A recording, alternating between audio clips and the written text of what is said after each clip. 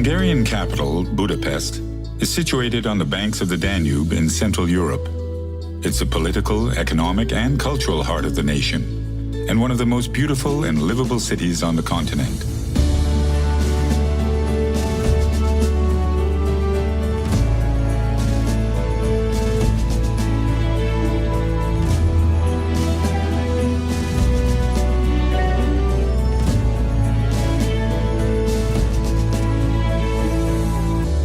For centuries, this has been a tale of two cities.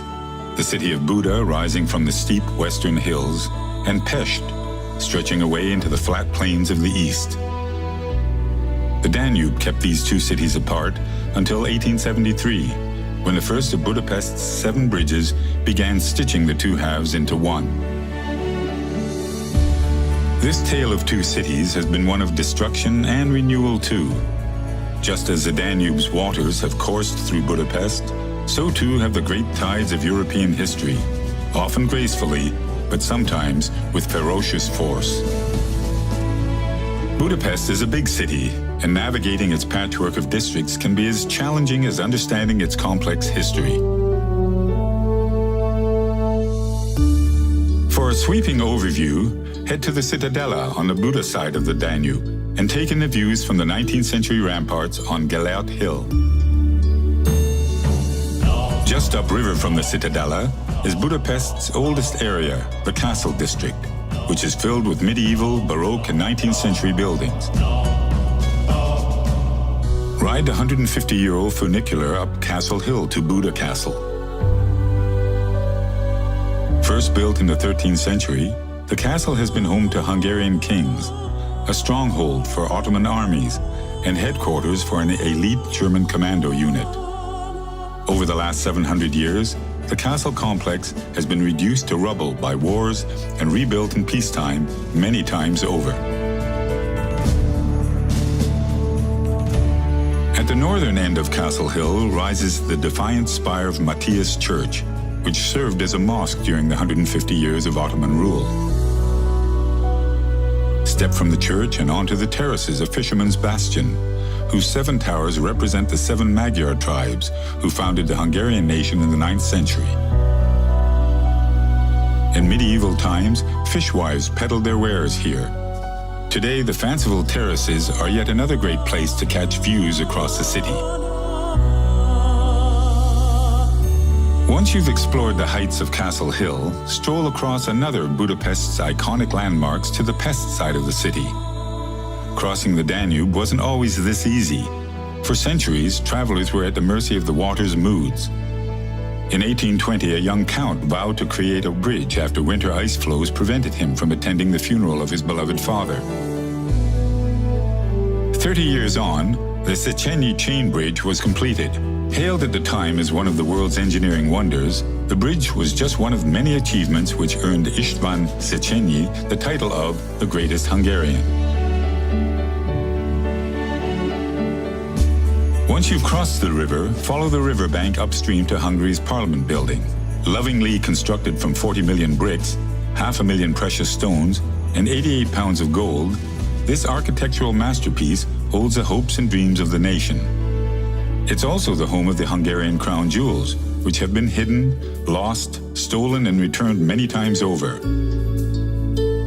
Join a tour to see the crown of Hungary's first king, St. Stephen, which after being kept in America's Fort Knox for safekeeping throughout much of the Cold War, now takes pride of place beneath the Parliament's central dome. The Parliament building is home to around 100 statues, but none is more cherished than that of former Prime Minister Imre Nagy. In 1956, Nagy enraged the Soviets by announcing his country's withdrawal from the Warsaw Pact, sparking a gallant but doomed uprising which cost him and thousands of Hungarians their lives. Just a short walk downriver from the Parliament building is a sobering memorial to another of the city's darkest chapters. In 1944, thousands of Budapest citizens, many of them Jews, were executed here by the ruling fascist party. 60 pairs of iron shoes lined up along the riverbank pay tribute to those who were shot and swept into the night by the Danube's currents. Despite the horrors of World War II, today's Budapest has one of the largest Jewish populations in Europe. Lose yourself in the Jewish Quarter, an area undergoing renewal thanks to its colorful cafe and bar scene. Then pay your respects at the Dohanye Street Synagogue, the largest Jewish house of worship in Europe. Budapest is home to over 200 museums. The nation's most important, the Hungarian National Museum, lies just to the south of the Jewish Quarter.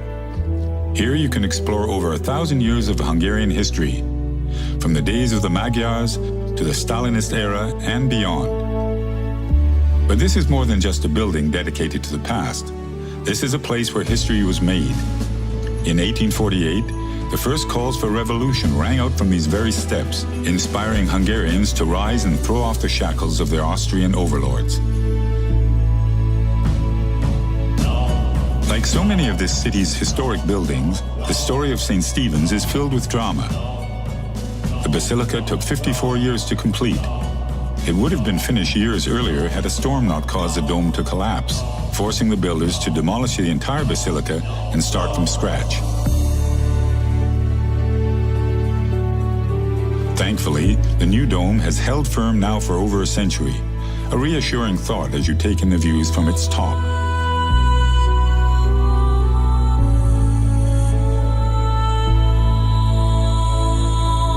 From St. Stephen's, allow yourself to be swept up Andrassy Avenue, a World Heritage listed boulevard lined with exquisite neo-Renaissance architecture and grand cafes. Not far from St. Stephen's is another temple, this one celebrating the European gods of music.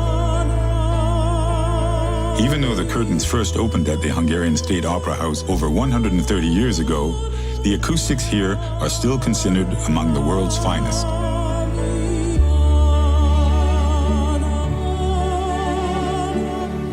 Andrassy Avenue continues to flow to the northeast through Franz Liszt Square, dedicated to the city's most revered musical son, before finally opening out onto Heroes Square. Gaze up at Hungary's 7 founding Magyar chieftains and pause for a few moments at the tomb of the unknown soldier. Heroes Square is a gateway to City Park, which in 1896 was the centerpiece of Hungary's Millennium celebrations. As part of festivities, Buda Castle was created, a temporary attraction made from cardboard and wood, showcasing the evolution of Hungarian architecture. The castle proved so popular that it was later rebuilt in stone, and today houses an agriculture museum, a fascinating tribute to the Hungarian people's close connection with the land.